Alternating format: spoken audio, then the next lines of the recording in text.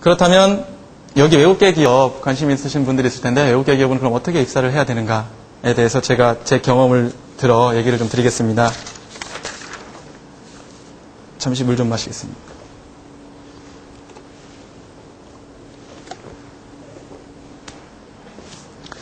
보면 첫 번째 제가 쓴 게 공개 채용과 수시 채용은 다르다죠. 공개 채용과 수시 채용은 다르기 때문에 외국계 기업에 나는 외국계 기업에만 죽어도 가야겠다. 나는 오늘 설명을 들으니까 너무 좋아서 지멘스에만 가야겠다. 그러한 분들이 가장 필요한 건 제가 보기엔 인내와 끈기입니다. 왜냐하면 수시 채용, 말 그대로 수시 채용이에요. 지멘스라고 해서 아무 직무나 들어가서 일할 수는 없잖아요. 그러면 자기가 일하고 싶은 군이 있을 거고 거기서 자리를 언제 뽑을지 모릅니다. 그래서 굉장히 그런데 끈기 있게 도전하면 자리가 오고 면접 기회가 오고 기회가 주어지더라고요. 최근에 입사한 저희 한 인턴분이 있는데 그 인턴분이 지멘스라는 회사에 대해서 자세히 공부를 하고 또 그 지멘스 다니시는 분을 만나보고 나서 지멘스가 너무 좋다고 느껴서 1년여 동안 3번 지원을 했다고 합니다. 3번 동안 지원했는데 2번째까지는 그 면접의 기회도 주어지지 않았어요.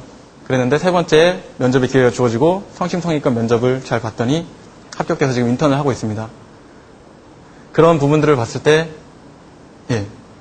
저 같은 경우도 지멘스라는 회사 입사할 때까지 굉장히 오랜 시간 이력서를 많이 냈거든요. 꼭 지멘스에만 낸 건 아니었지만 그처럼 수시 채용이기 때문에 인내와 끈기가 반드시 필요합니다. 반드시 외국계를 들어가겠다면 언제 뽑을지 모릅니다. 두 번째는 이력서에 대해서 질문을 하시는 분들이 많아요. 자기소개서나. 근데 이제 외국계 기업 같은 경우는 수시 채용이고 인사과에서 한번 필터링을 해서 그 이력서를 실무자들에게 나눠줍니다. 그래서 참 여러분들끼리 신기할 수 있지만 제가 3년 차고 2년 반 정도 회사를 다니고 있는데 저도 면접을 꽤 많이 봤어요. 제가 지금까지 4명을 뽑아서 같이 일을 했고 그중에 3명이 지금 현재도 같이 일을 하고 있습니다. 그래서 실제 서류에 대한 필터링에 대해서 제가 이제 인사과에 계신 분하고 면담을 해봤는데 기본만 잘 지키고 그리고 그 사람이 이제 어느 정도 일을 할 수 있는 기본 능력만 되면 자질만 되면 서류는 다 일단 통과시킨다고 하십니다. 기본 능력이라는 건 대략 아시겠죠? 어느 정도 이상의 어떤 학업 능력과 기본 정도 이상. 영어 능력 가지고 그렇게 크게 필터링 하지 않으신대요.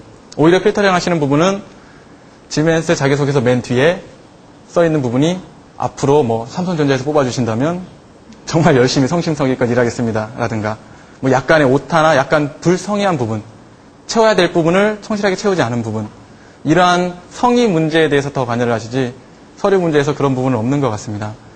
그러면 실무자 쪽에 이력서가 넘어오면 이제 저나 저희 이제 매니저 분께서 같이 검토를 하십니다. 그러한 부분에 있어서는 이제 여기서부터가 굉장히 좀 또 수시 채용이고 뽑을 때 1명 내지 거의 1명을 뽑습니다. 그러다 보니까 굉장히 운도 많이 좌지우지가 됩니다. 무슨 얘기냐 하면 아무리 뛰어난 사람도 그 당시 필요하지가 않으면 뽑을 수가 없어요. 그 이력서 그냥 날아갑니다. 예를 들어 제가 자리에 와 있고 저랑 같이 일할 사람은 약간 저랑 좀 다른 타입의 어떤 사람을 원할 수가 있죠. 왜냐하면 팀플레이를 해야 되기 때문에 같은 사람들만 있으면 또 일이 잘 안 되잖아요. 한 사람이 게을러지게 되고 컨플릭이 생길 수 있으니까, 갈등이 생길 수 있으니까. 그렇기 때문에 그런 부분에서도 굉장히 어떤 좀 쉽게 말하면 운이라고 할까요? 그런 부분이 작용을 하는 것 같습니다. 그 일에 꼭 필요한 사람일지라도 그 당시 상황, 그 채용하는 상황에 따라 달라질 수가 있어요. 그래서 제가 말씀드렸죠. 끈기가 중요하다고.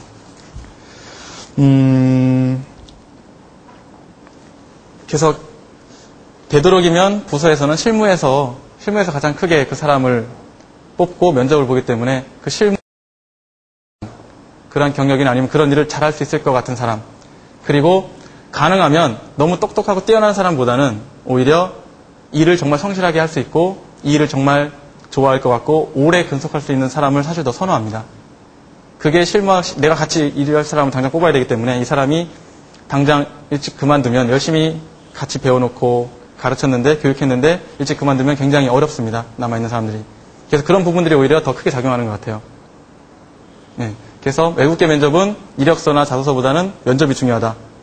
그리고 언제 뽑을지 모르기 때문에 굉장히 끈기와 인내를 가지고 준비를 하셔야 된다. 만약 외국계만 준비를 하신다면. 그런 부분이 가장 큰 것 같습니다. 너무 모호한 답변이었나요? 어느 정도 팁이 되시죠? 네.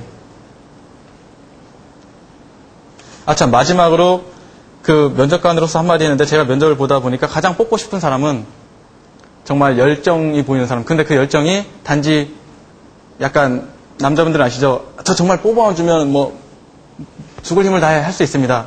라든가 이런 너무 터무니없는 그런 얘기가 아니라 정말 진심으로 전해지는 그런 열정. 그런 부분을 너무 오버해서 말하거나 거짓말하거나 뭐 좀 그런 말들은 다 알아봅니다. 왜냐하면 어차피 신입사원이기 때문에 이력이 없잖아요. 인턴 경험 좀 한 거 가지고 오버해서 얘기하거나 이런 거 굉장히 안 좋아합니다. 실무 측에서는. 그런 부분들을 겸손하고 열정 있게 솔직하게 얘기하는 부분이 가장 좋은 것 같습니다. 면접 볼 때는.